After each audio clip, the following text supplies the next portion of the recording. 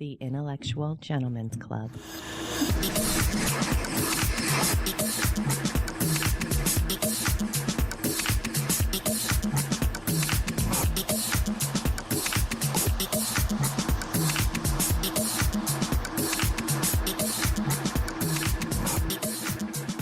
Hey guys, welcome back to the IGC podcast. Got a brand new season 2 that's starting off just now. I'm your host, Jason Abbott. Thanks for coming back, subscribing, sharing, getting the word out on social media, and rating us on iTunes and Stitcher. Appreciate everybody checking out the website. Speaking of which, we kind of lifted the face on it a little bit, put a couple extra things in there. Check us on out over there. If you'd like to support the podcast, you can hit the support page. We have all our affiliate sponsors lined up on there, right through Amazon, Audible, and Onnit.com. All those products are available through there. They cost you nothing through those links. So we get a little cutback from there. If you guys can use those, we really appreciate it. There's also a PayPal button on that support tab where you can pay right through a credit card. It makes it super easy.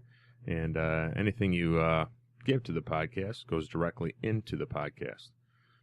I'm going to be mixing it up a little bit this season. I have a couple new skits that I'm working with. I think they might add a little bit to the show outside just the typical interview format. Tonight joining me for the interview is going to be my co-host Tim Amoroso. He's a previous guest on the show, a U.S. Army Ranger veteran. He was previously on episode 25 with my brother Matt. We talked about his conditions with PTSD and some of the drugs associated with those symptoms. Right now he's studying neuroscience in university on the East Coast. I thought he'd be a great addition to this conversation, being that he's in the field with our guest, Dr. Carl Hart. He's a neuroscientist with 25 years research experience, specializing in the field of neuropsychopharmacology. He is a Columbia University professor, a member of the National Advisory Council on Drug Abuse. He's on the board of the directors for the Drug Policy Alliance and author of High Price, a neuroscientist's journey of self-discovery that challenges everything you know about drugs and society. Some of this interview may be controversial. Some of you may not agree with it, but this man has been working in the field for 25 years and has actually been boots on the ground, as they say. The book talks about education and drug policies and how this affects society at hand. High Price is a perfect name for the book because I believe that after you write a piece like this with so much personal information in that is a high price that you have to pay for a piece of work that you put out. Dr. Hart is very open about his past experiences, where he grew up in Miami, his transition to different periods in his life, and some of the decisions that he's made that he might not be too proud of. It takes a lot of courage to put out a book like this. So if you guys want to take a good read, the book is called High Price. The author is Dr. Carl Hart. You can get it through his website, drcarlhart.com. You can even use our Amazon link on our website to get it. It talks a lot about misconceptions that people may have and some of the propaganda that's around many drugs, not just ones that were considered hard or very addictive. So listen to the interview. If you want to reach out and let us know what you think, you can reach us at Facebook or Twitter. And now I give you the interview with Carl Hart.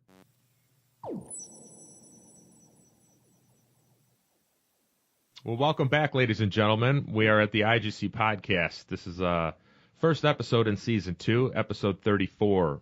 Joining me today, we have Tim Amoroso again. He was on a previous podcast, number 25, where we talked about PTSD and some of the drugs that are associated with that. Tim's a U.S. Army Ranger veteran and in university studying neuroscience. Also, we have the guest today is Dr. Carl Hart. He's a neuroscientist. I've given him a brief introduction already, so I just want to say thanks, guys, for being on the show today. I appreciate you both taking the time. Happy to be here, man. Happy to be here. All right. So, Carl, your new book is out, and it's called High Price, a neuroscientist's journey of self-discovery that challenges everything you know about drugs and society. When I was reviewing the book, I found the term high price poignant because it seems like that can go a couple different ways in the book. You get very personal about the details of growing up and some of the situations in your life. That must have cost you a high price as far as your personal issues and maybe some family ties that were strained on that, and then also perhaps the undertone of drugs in general in the background. It's a high price that society has to pay for some of the bullshit that's been propagated over time and a lot of different drugs out there. Is that what you were going for with the book, kind of?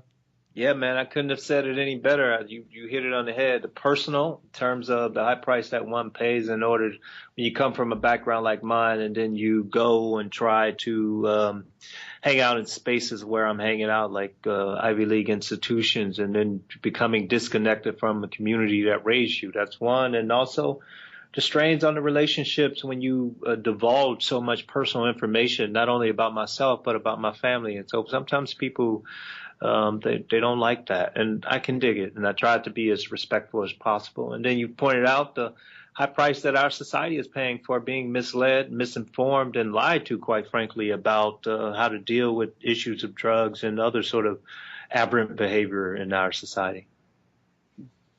So let's talk about your personal background. You mentioned how you grew up. Can you give us a basic rundown of what you experienced as far as, I mean, I know this is a large book. You pour a lot of time into how you grew up and the different transitions that you went through, but can you give us kind of an overview of how you grew up as a child?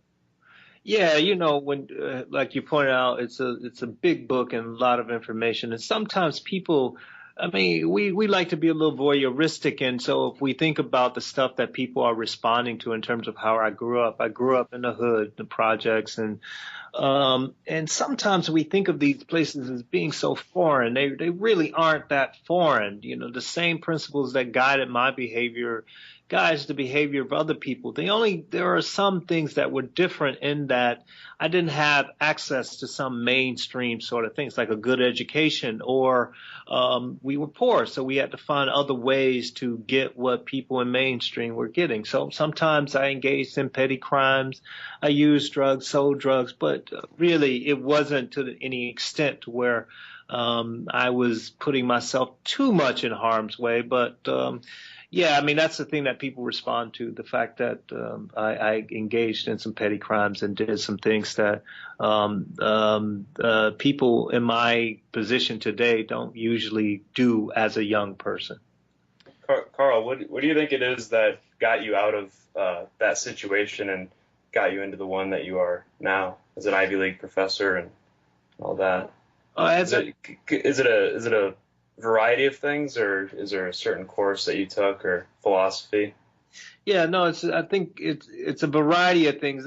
Important things there were things like there was welfare. My mom was on welfare throughout my childhood. There were programs that allowed me to work and put additional monies in my pockets when I was a young person. And then there were mentors, the people who encouraged me when I didn't get a high school basketball scholarship or college basketball scholarship. They encouraged me to go into the military. I went into the military. That helped me to start on this educational path where I was able to get an undergraduate degree, whereas I would have never gotten a college degree were not for the Air Force. So it was a variety of things. Many of these things we can actually put in place so that other people can also be moved along this path. It's interesting that both of you have served time in the military. Tim, you were in Afghanistan. You were deployed a number of times. I remember from our last conversation. Carl, do you think that if there was deployments going on and there was an active war back when you were in the Air Force, do you think things would have turned out a little bit different, or did it give you time to really kind of dig into, I don't know, like an intellectual base and start thinking more of like a survival type of reaction? Yeah, that's a good question. I think that if we had a war going on when I was in the military, the likelihood of me dedicating myself to school would have been lower, because when I went in, my time was 1984 to 1988. There was nothing going on. We bombed Libya during that period, but that was the only sort of activity. And I was allowed to go to school during my lunch breaks. I mean, there were periods where I was actually a full-time student and a full-time military personnel. That wouldn't happen if there was a wartime going on. Yeah, I would say the military is what got me out of my regular life because I was not very intellectual, not very interested in learning and stuff like that. And then I got in the military and I saw all the politics and the bullshit, and I just started getting really interested in stuff. And the military let me take classes too. I took one here and there while I was in, but now the GI Bill is paying for mine. It's been awesome.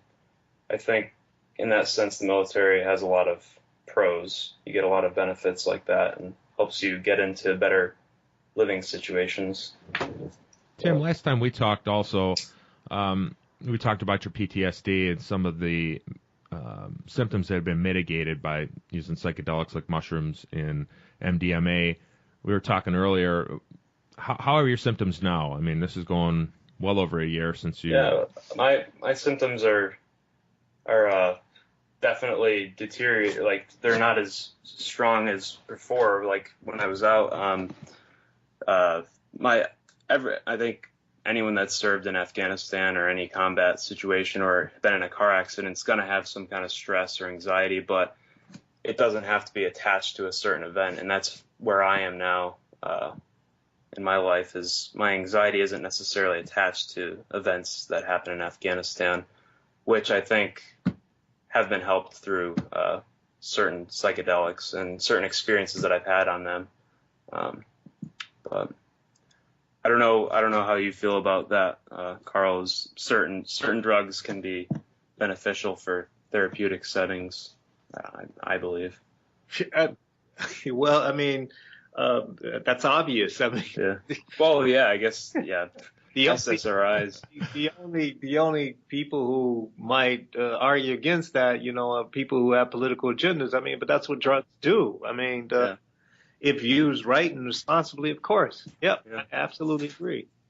I always think it's funny when people are like, well, how do you, because when I talk about psychedelic drugs for therapy, I often hear the response, how do you feel about, what you think it's a good idea giving drugs to people with PTSD? And the thing I respond with is that's what psychiatrists are doing, is giving certain drugs to, patients. And usually they're the wrong ones, the benzodiazepines, and you got to be on those things for life, or SSRIs, and they're not getting the therapy they need either. Well, yeah, you're right at some level, but also remember that benzos for some people are very helpful. Yeah. As for other people, they may not be as helpful, and we want to make sure that we have available the benzo, but we want to also make sure we have available these other potential medications, psychedelics, and yeah. as well. So we don't want to be like sort of medical establishment where they think some drugs are good drugs and other drugs are bad. That's true. Let's see what we have for what works for you. That's great, and let's see if something else works for this person. Yeah. Okay. Yeah, every body and mind are different, so I guess you got to keep that in mind when thinking about this stuff. It's always better, I'm sure, to have an arsenal of more than what you need than not enough. Yeah. So when you take a look at some of the policies, like Tim, we talked about before, is like you have a lot of soldiers coming back with a lot of issues, and some of the studies that MAPS is done clearly shows that they do help. So Carl, me and Tim were talking about this prior to chiming in here, but what makes one drug better than another, or what makes one more acceptable than another? Is it largely based on law and mainstream? I mean, it's got to be right in there, but what makes a mainstream drug acceptable? Is it being prescribed by a doctor? Even though it's a drug you may take every day for the rest of your life, people don't have that stigma with addiction, where if it's an illegal drug, and they use it once in a while, someone might think they have a drug problem because it's an illegal. Well, it has a lot to do with social history and that sort of thing. But let's just think about nicotine, for example. No doctor is prescribing nicotine. Nicotine is one of the most toxic drugs known to humans. You take something like a 50 milligram dose of nicotine, it'll kill half of the people who take it. Whereas you take a 50 milligram dose of heroin, you just feel really nice. And so when you think about the history of nicotine and tobacco, the tobacco companies have made sure that their product was excluded from any laws that would ban or restrict drug use. And they did that through lobbying. They were respectable guys with food. So there are a variety of things that happens to make sure that some drugs are seen as good and other drugs are seen as bad. Like heroin, for example, there was somebody, a few people throughout our history who decided that heroin was bad, and they went on a crusade, and they made sure we all as a society thought heroin was bad. And that's one of the major reasons that we view heroin in the way we do.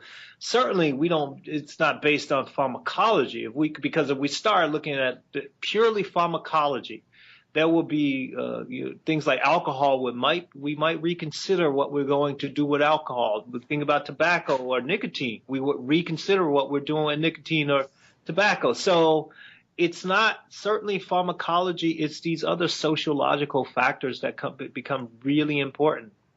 Carl, you might be able to explain this better than me, but there's not that much of a difference between the pharmacology of methamphetamine and Adderall. Is that correct? Or no, that's absolutely correct. Okay, but one's prescribed to children for ADHD, and then the other one on the street, you're considered an addict if you take that. So the thing that you should know is that methamphetamine is actually FDA approved to treat attention deficit disorder. It's just that no one prescribes it because of the hysteria that happened with street use, but it still is FDA approved. They're the same drug. I've done studies looking at both of them in the same people under double-blind conditions. So have other people, and they produced exactly the same effects.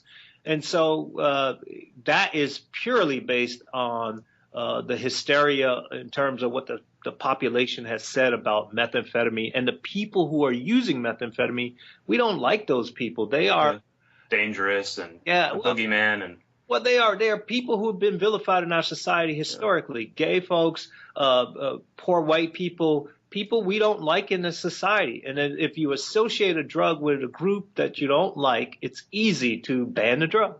Yeah. It seems like from some of the research that you've done is that these socioeconomic groups that you've just mentioned are no more likely than like richer whites to try the same drug. Is that right? No, absolutely, man. We all want to get high. I mean, so that's a fact that we all respond in similar ways. I mean, just think about it. We think about alcohol. Some people may drink some fancy wine, whereas other people would drink a 40. The bottom line is that you're drinking alcohol. And no matter what your socioeconomic status, and alcohol is the major pharmacological agent that you're seeking. So, yeah, absolutely. We all get high. So some people are punished more than others, though. Oh, absolutely. The rich person could afford to get a prescription for Adderall, where the guy on the street doing meth is thrown in jail for a long time and probably causing a lot more damage to his life than the drug. Absolutely. You hit it on the head. So let's take these chemical boogeymen, right? Meth, crack, heroin, three typically drugs that most mainstream people would shy away from and vilify, as far as, seeing what is on the news and, what my cousin did or my cousin's cousin or a friend of a friend or what happened to them. And when you're seeing like the sores on the faces and all that, why are these drugs more vilified than, say, marijuana or mushrooms or Vicodin or whatever? Why are these three the main ones where you have like Dracula, Frankenstein, and the Mummy? Why are they so vilified? Well, whenever you have few numbers of the population using a drug, and that those people who are using it are a part of despised groups, it's easy to vilify the drug. Now, marijuana in the 1930s was one of those drugs that fewer people were using, and we vilified marijuana. Reefer madness and all? Reefer madness. You can't do that today because so many people have smoked weed, and they know that when you smoke marijuana, you're not going to go out and kill your mother, like they said in 1937. Right. Whereas there's a relatively small number of people who tried methamphetamine, certainly illicit methamphetamine. Many more have really tried amphetamines, but they don't know it's the same drug. But there are fewer numbers who have tried methamphetamine. There are fewer numbers who have tried heroin, fewer numbers who have tried crack. So you can make up these incredible stories about these drugs because there are few people who have actually tried them. And the people who have tried these drugs, many of them are too embarrassed to tell you that they have, because if they are allowed to come out of the closet, you'll see that many of them have unremarkable stories. They got high, they went home, they went to work the next day. But they're too embarrassed to tell you. So I think that people have this idea that illegal drugs, if you use them at all, then you have a drug abuse problem or you're addicted. Whereas if you're prescribed something, it's a completely different ballgame. Yeah, you're right. You're right. I mean, and at some level, they, on the one hand, you mentioned Vicodin and the prescription opioids people have been talking about. At some level, the people who are using these prescription opioids, it's like, well, that's what you actually want to encourage at some level, because they're not getting street drugs, street heroin or some other street drug. When we have street drugs, the major problem that we worry about are the cuts, not so much the drugs. The drugs themselves have been with us forever, and we know what they do. But when people are cutting them with these various types of adulterants that we don't know, that's the real problem. So when people are using prescription opioids, for me, I'm saying that's better, because I know what they're getting and I know how to keep them safe. Whereas with the adulterants, I don't know how to keep people safe. That's kind of like a harm reduction philosophy, right? Like, I know Gabor Mate, he's an addiction guy up in Vancouver, I believe, and he talks a lot about that. He'd rather people be on prescription than buying stuff on the street, using dirty needles and getting infections through that and stuff. But a lot of people look at that as being weak on drugs and weak on crime. So, well, those people are idiots. I mean, I don't know. It's like that day has passed. This isn't 1987 anymore. No Ronald Reagan. Exactly. Yeah, these people need help. We should be helping them and not making their lives more difficult. Exactly. No, those days are over. I mean, we have been, in the past, we've been pretty weak on our response when we hear stupid shit like that. That kind of thing, I don't have much patience for. I mean, as a society, one of the things we do is we try and take care of each other. That's what a civilized society does. I mean, if we take care of our folks, that means that you and I will pay less in the long run. And that's what I'm trying to do. Yeah. I think a lot of people that become really dependent on certain drugs, it's because of maybe a past trauma in their childhood and stuff. And then when you throw them in jail, that's kind of reaffirming their worldview that it's a dangerous place, and you're not doing anyone any good by doing that. It's like a vicious cycle, right? Yeah, you're not decreasing the amount of drug use either. So I don't know where that strategy came from. But. Yeah, people are addicted for a variety of reasons. But the thing that we must remember is that the vast majority of who use these drugs are not addicted. Only a small percentage actually become addicted. And then with that small percentage, our job is to make sure we give them a good assessment to find out what's driving their addiction. As you pointed out, in some cases, they may have co-occurring psychiatric illnesses. In other cases, there might be other things, like they never learned how to temper their behavior in any domain. So they may need some responsibility skills. Other cases, they are exercising the best possible option that they have. So there are a variety of sort of reasons that people are addicted, and we have to figure out why. But we have to mainly remember only a small percentage are addicted. Yeah, it's like 1 in 4 people in our population have tried cocaine, but definitely not 1 in 4 people are addicted to cocaine. So that shows that it's not the drug. It's usually the person's living situation or right on. Whatever it may be. The guy in the White House, the guy who occupies the White House. Yeah. He certainly enjoyed his cocaine back in his day, right? And the guy before him, widely suspected of having done cocaine, but allegedly, he hasn't admitted it. But come on, but that's not to besmirch his reputation or anything like that. The point is what you argue, and you nicely made the point is that most of the people who use these things are not addicted, and they are respectable, tax-paying citizens. Yeah, Carl, what would you say if you look at the media, right? Your normal like CNN or Fox News or whatever, and you see a program on meth or crack or heroin, they would like to lead you to believe that, maybe 3/4 of the people that do these drugs are addicted. What is the addiction potential for the harder drugs typically that people know about versus, like marijuana or caffeine or alcohol or something that's suspected to be or expected to be, less damaging, I guess. So you mentioned the media, typical. So the media, the thing that people have to understand about the media is that those folks are in it for entertainment purposes. They have to make sure they keep their ratings up. So they don't. So that means that information is sacrificed for ratings. And they know this, and then so if we understood what their goals are not the same as somebody who really cares about transmitting the best available information. That's not their goal. As long as we understand that, that's one. And then when we think about the addiction rate of drugs, heroin, about 1/4 or a quarter of the people who try heroin will become addicted. Anywhere from 20% to 25%. Cocaine, about 20% of the people who try cocaine will become addicted. Alcohol, about 15% of the people who use alcohol will become addicted. Methamphetamine ranges from about 5% to about 15% of the people will become addicted.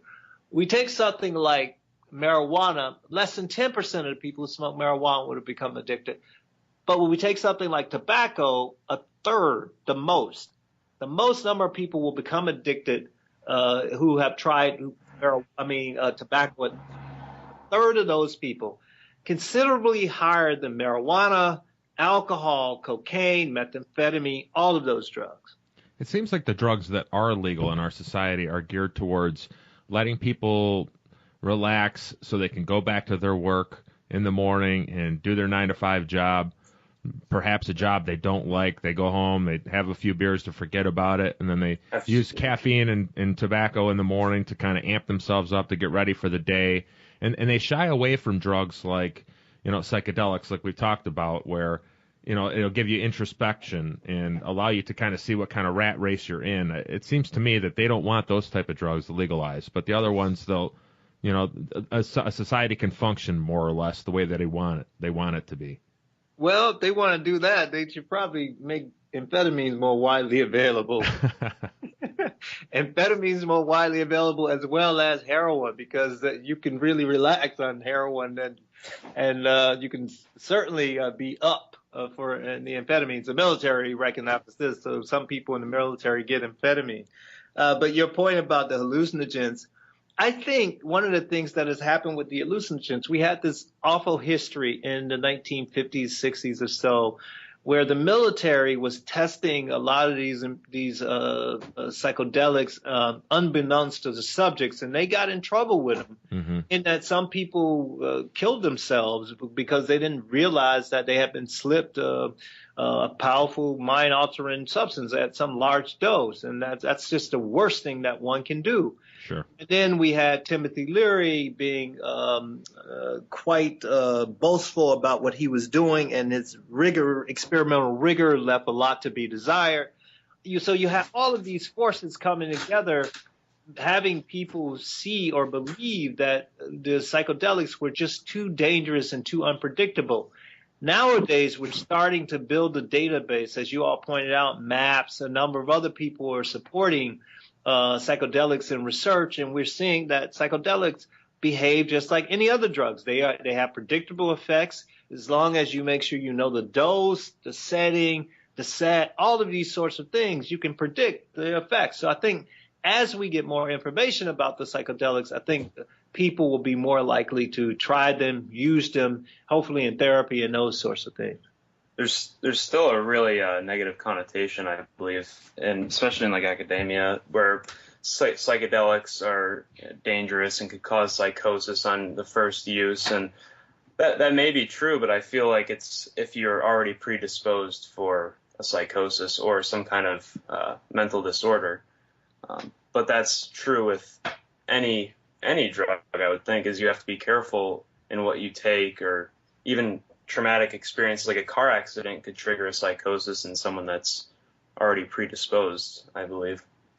Absolutely. No, I think you're right. There's certainly still this negative connotation with those drugs, but I'm hoping as we are now generating a bigger database on these things, that people will see and are seeing that these drugs have predictable effects just like any other drug. The most important thing is to control for dose, setting, and that sort of thing. So We have now had are having a lot more publications in this area than we have had previously, and so I'm hoping that changes.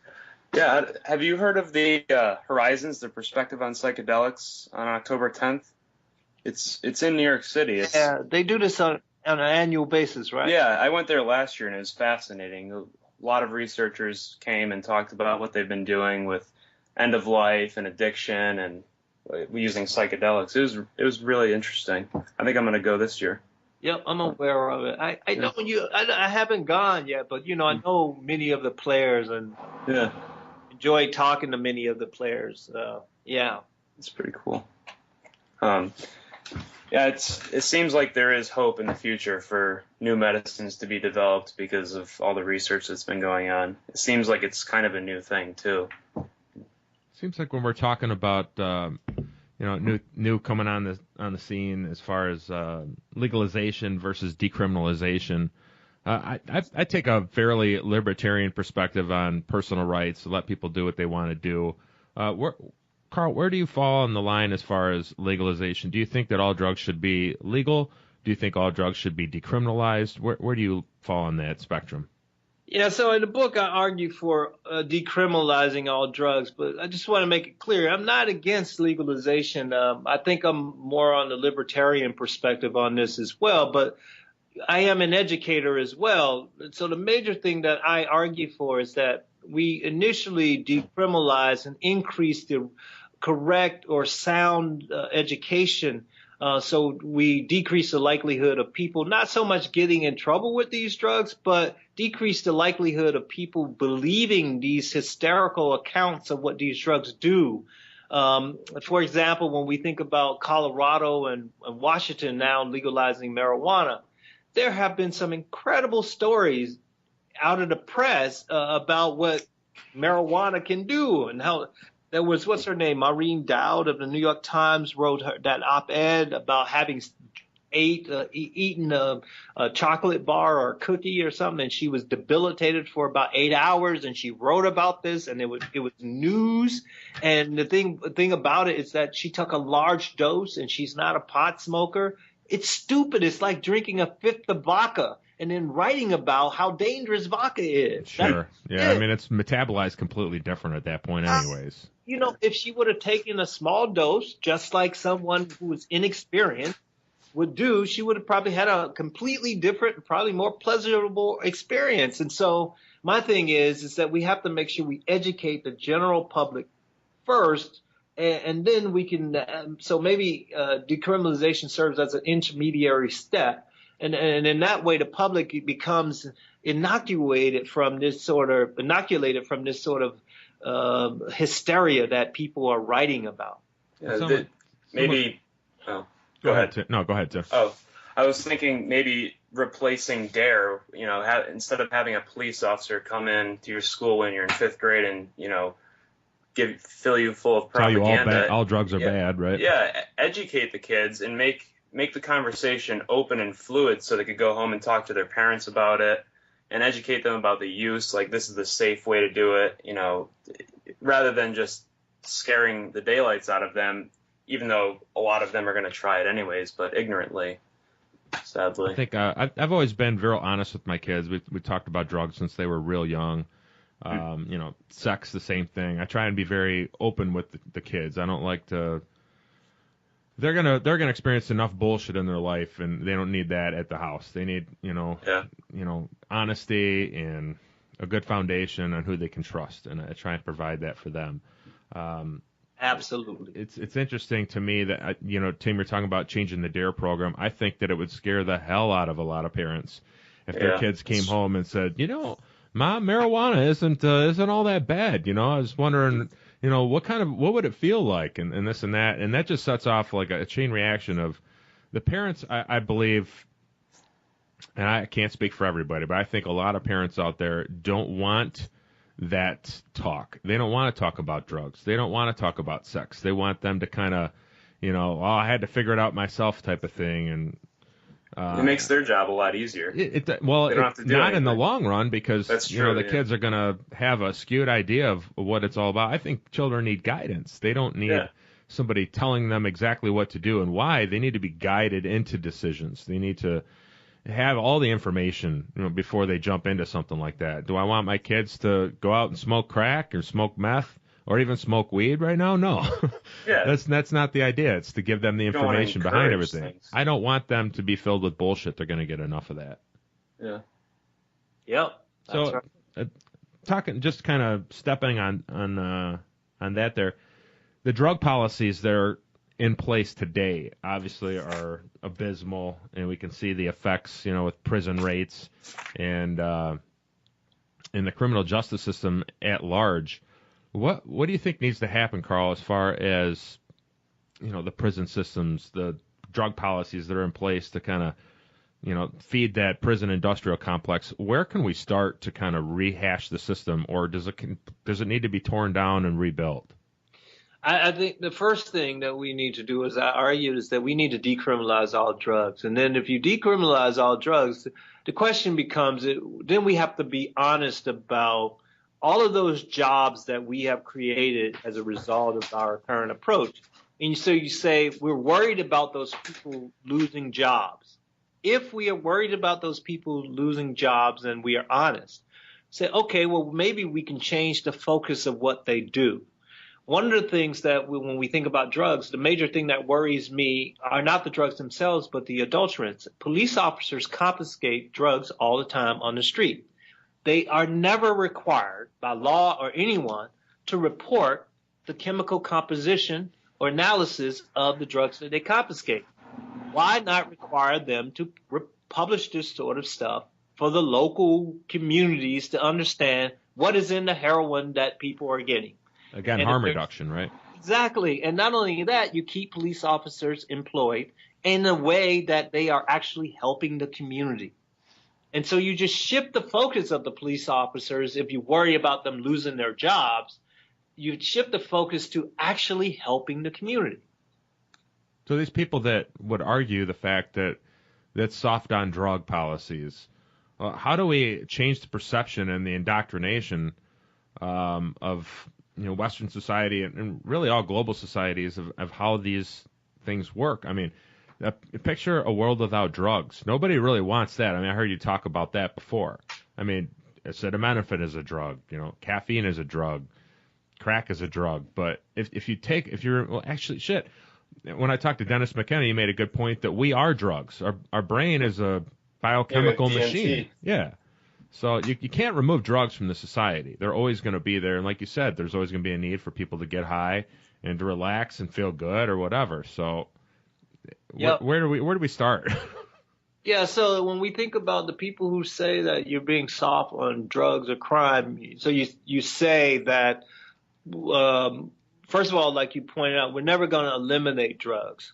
So the thing that we all worry about is that we have people that we lose as a result of drugs or something, or we worry about people harming people. So you say, well, do people really harm people when they're on drugs? The likelihood of that is so low, but we can actually contain it and help keep people safe if we are really concerned about people. If people are really just concerned about punishing people, then we can't really have this conversation, because if people want to have the impulse to punish folks, that's what they want to do. We see the world differently.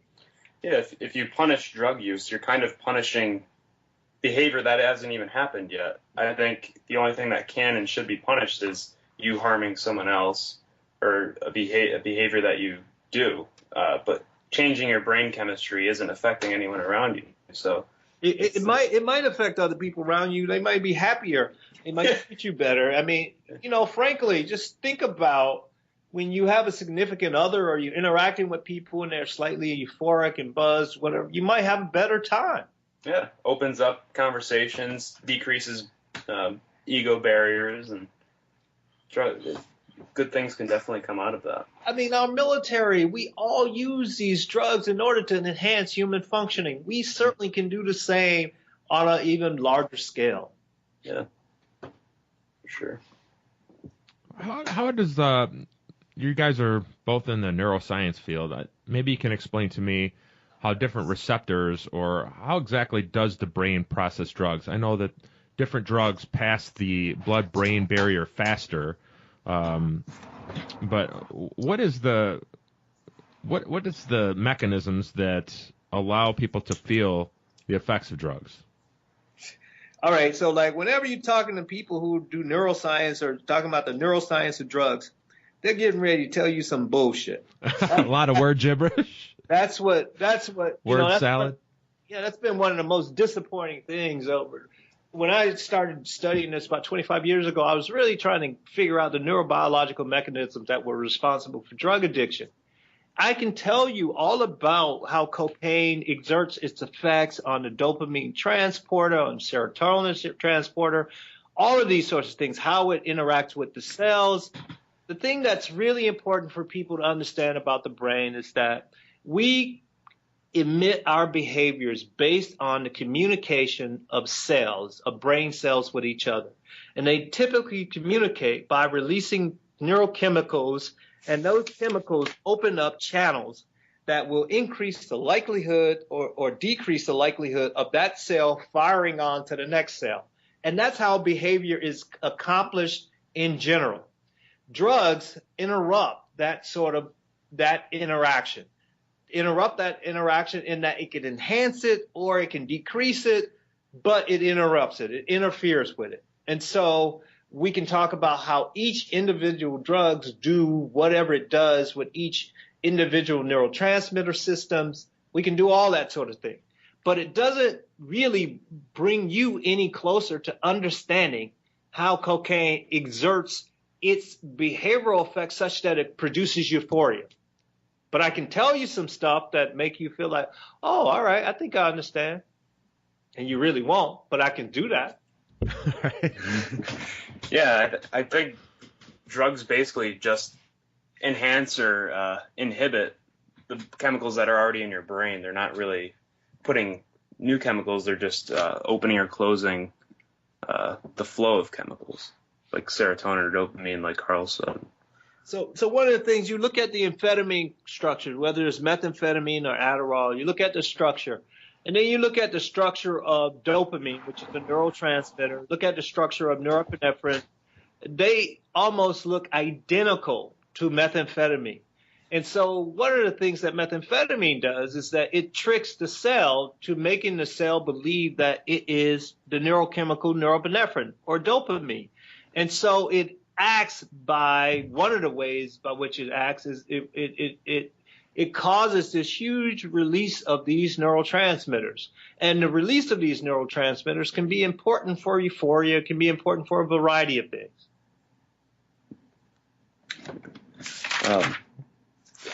A lot of the studies on like MDMA in particular talk about neurotoxicity and how it's horrible for your brain, but also a lot of those studies are like retrospective questionnaires, like how many times have you used it and all that.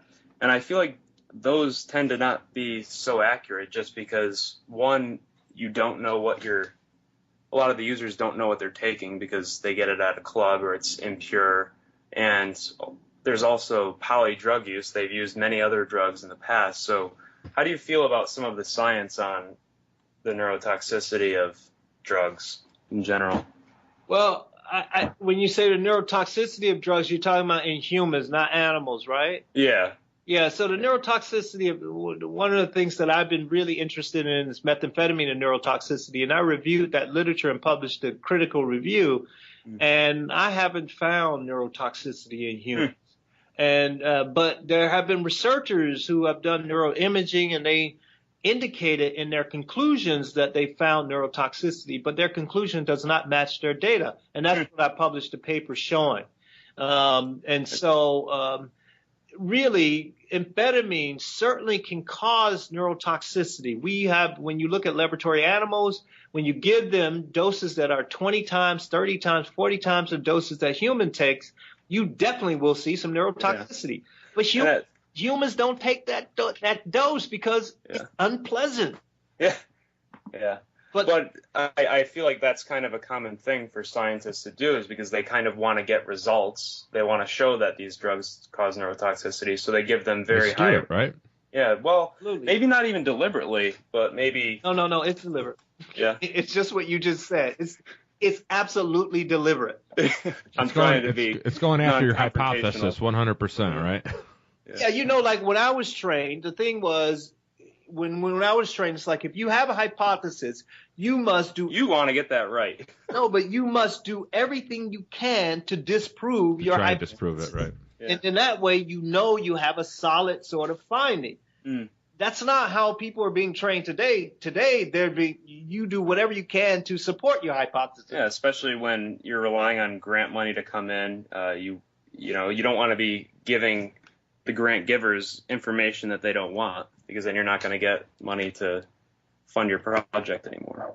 Yeah, the major thing is that if you look at the mission of the National Institute on Drug Abuse, that's National Institute on Drug Abuse funds 90% of the world's research in the area of these drugs that we're talking about. 90% of the world's research. Their mission is to focus on pathology, addiction, the bad things that happen with drugs. So the people who are writing grants that will be funded by the National Institute on Drug Abuse, which I was one for many years, and I'm currently on their advisory council, the people who are writing these grants to this institute are emphasizing toxicity, the pathology, all of these awful effects, because they know that's how they're going to get funded. It's sad. That's I don't know how they could call that science, though, because it's already skewed just in the title, drug abuse, not drug research. Well, you should see this. It's online now. There was a congressional hearing which I participated in. The director of the National Institute on Drug Abuse, she was there along with someone else from the FDA. And that's exactly what the congressmen were saying. What's going on? Yeah. You all are skewing the data. This seems like you're cherry picking the data for a purpose. This is what the congressman said. And when you know when you have Congress people giving you some intelligent feedback, something's really wrong. Yeah. That's well said. Yeah, well put. That's crazy.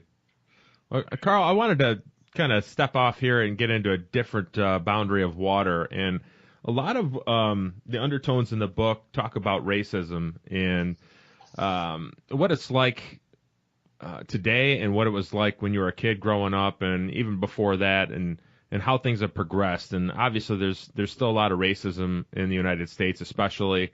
A lot of people don't want to talk about it or even admit that it's still out there. But clearly when you look at the policies for cocaine and then the policies for crack, which essentially are the same drug, the punishments are so much more strict on crack.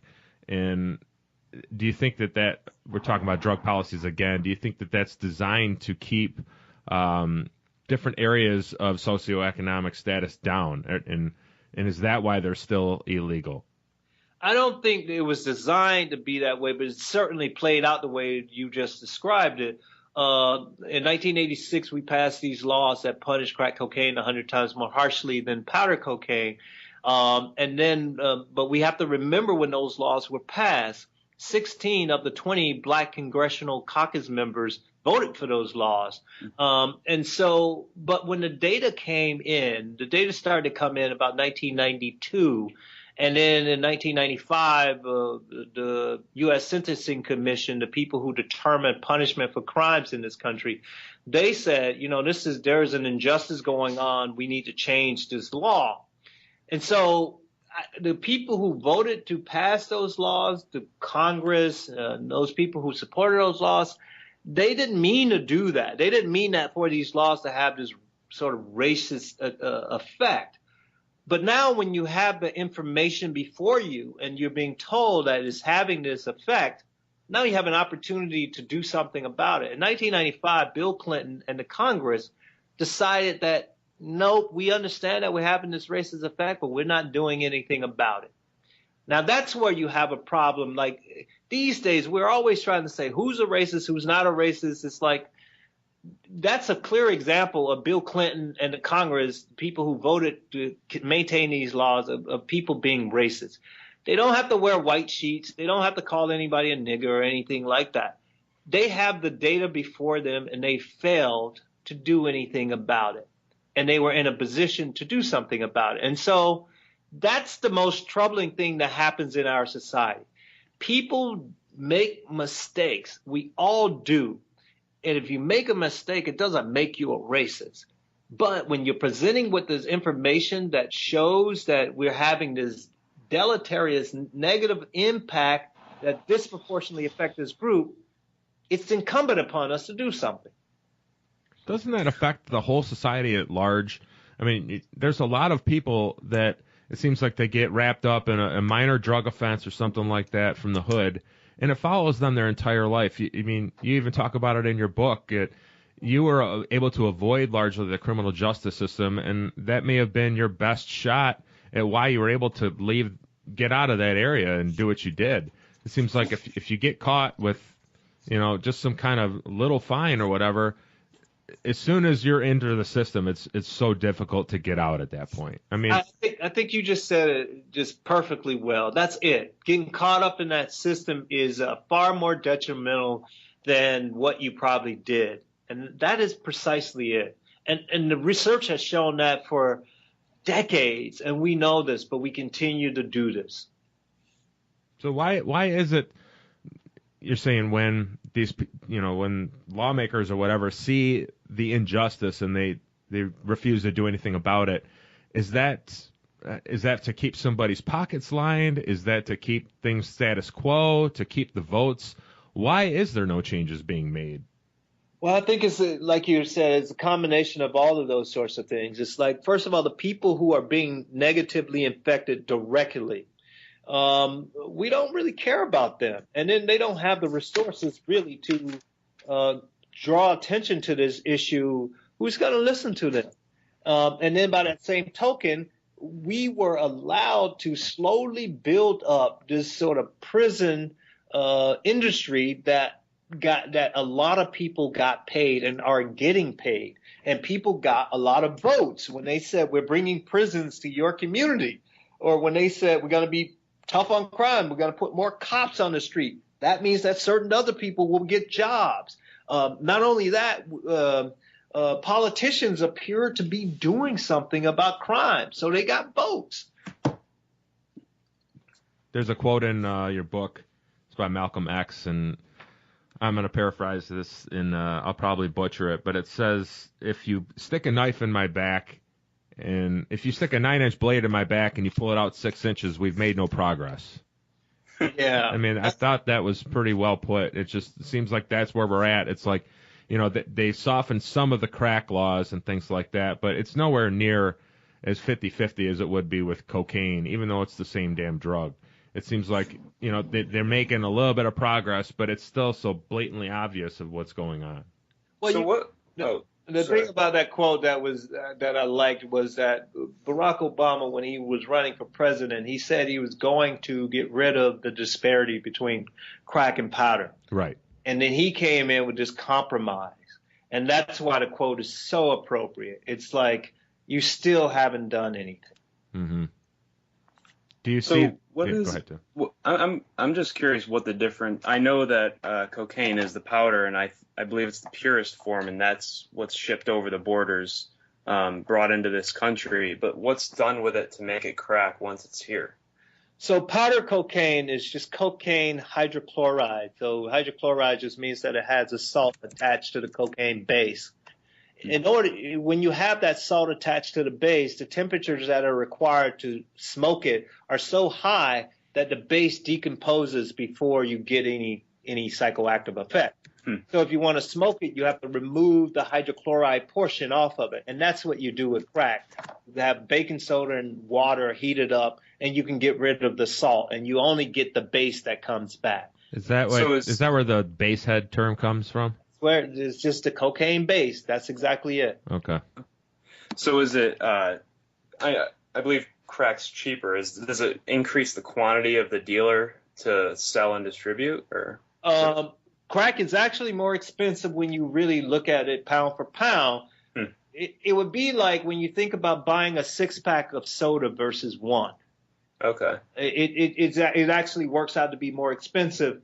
And when you make crack, people can certainly add more adulterants and make you feel as though you're getting a heavier product, but you're really getting probably crap. Yeah. So what's the advantage of using it in the areas with less money? Why would they? What's the big deal? Why is crack more preferred than cocaine in those areas? Even I always thought it was cheaper, but the way you just explained it, maybe it's not cheaper. No, it appears to be cheaper because somebody say, I'll give you a rock for $10, whereas if you're going to get a gram, that will cost you, $50 more. Okay. And so people think that they're getting cheaper drug, but it's better that you buy a gram and you can cook up more crack than what you are getting. Okay. So are you doing any research on crack, or is it mostly methamphetamine? I'm not doing any. I'm doing a little research on crack, but not much. These days, I'm doing primarily amphetamines, and I'm interested in the opiates now. Isn't your research on humans and their actual regular street users? You follow them around, with what is it? I guess is what I'm asking. What are you doing?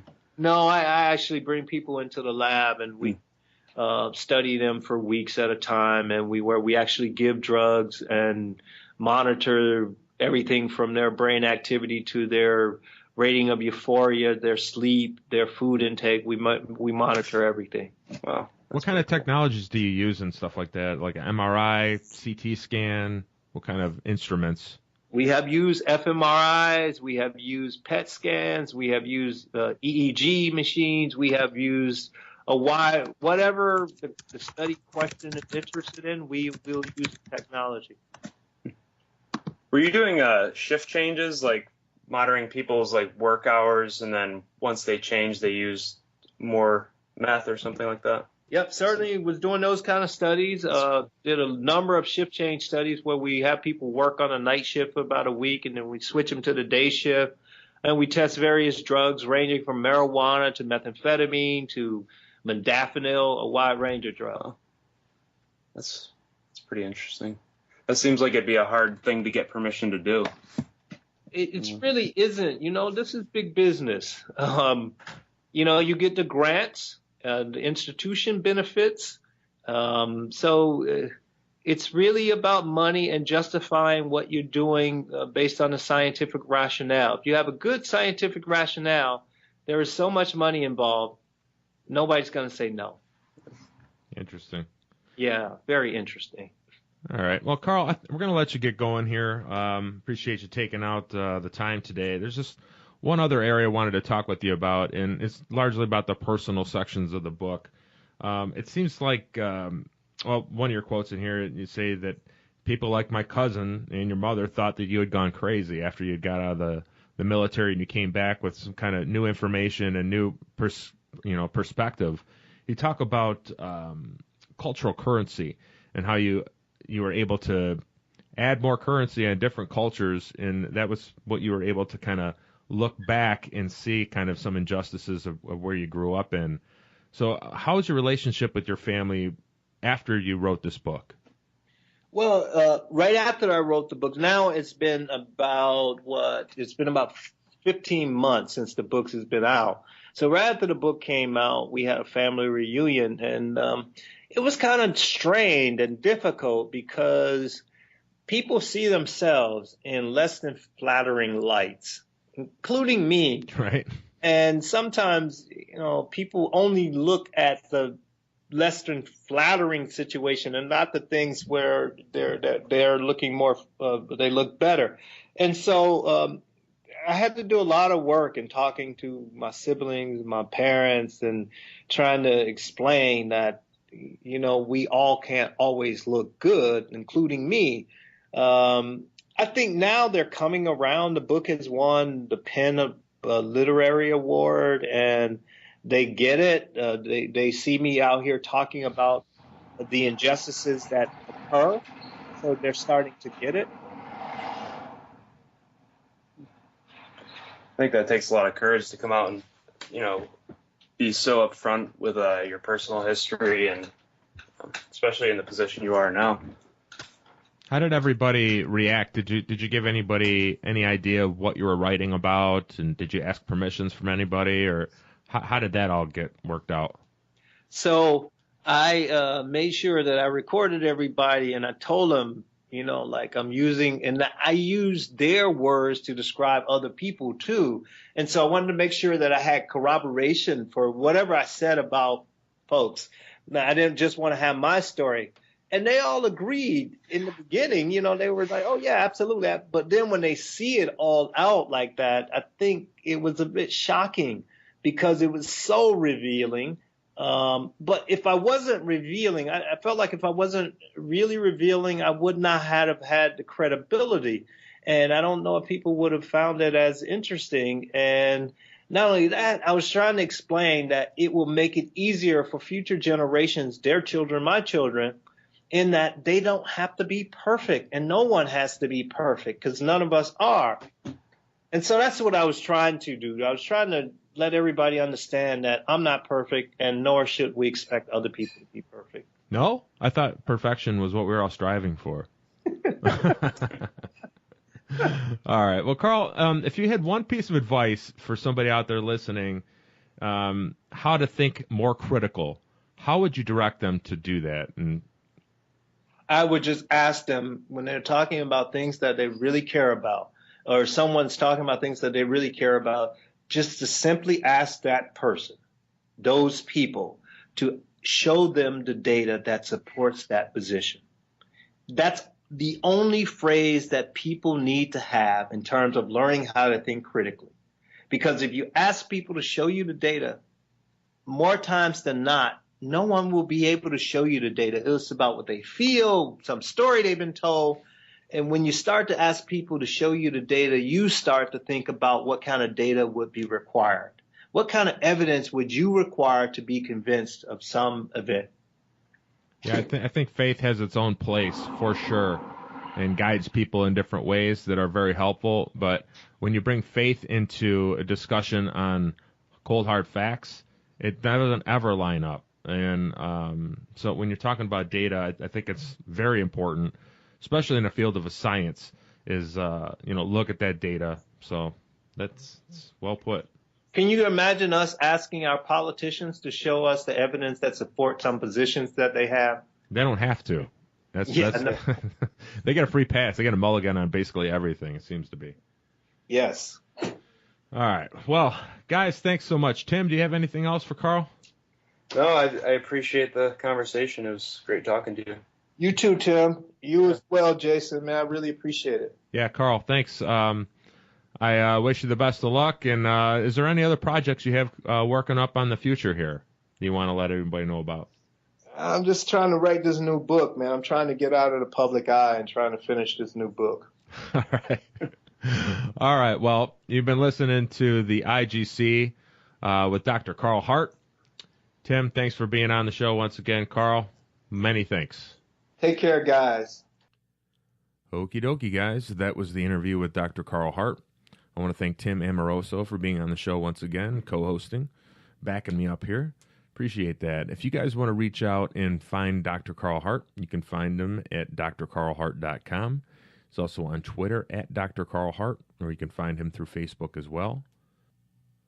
Probably best to get us on Facebook, but if you'd like to find us on Twitter as well, we're at IGCcast, or you can send us an email directly, igccast@gmail.com.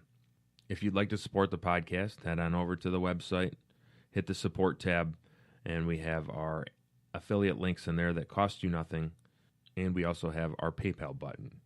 Feel free to donate as much as you like. Till next time, guys, hang loose out there. I think we'll go out here with the new skit I've been working on. You'll hear a couple of them coming up here in the future. This one is called Wisdom of the Elders. You'll hear some good wisdom from our elders. This one's from Alan Watts. It's called The Dream of Life. After that, you'll hear a new track from Secrets. If you awaken from this illusion, and you understand that black implies white, self implies other, life implies death, or shall I say, death implies life.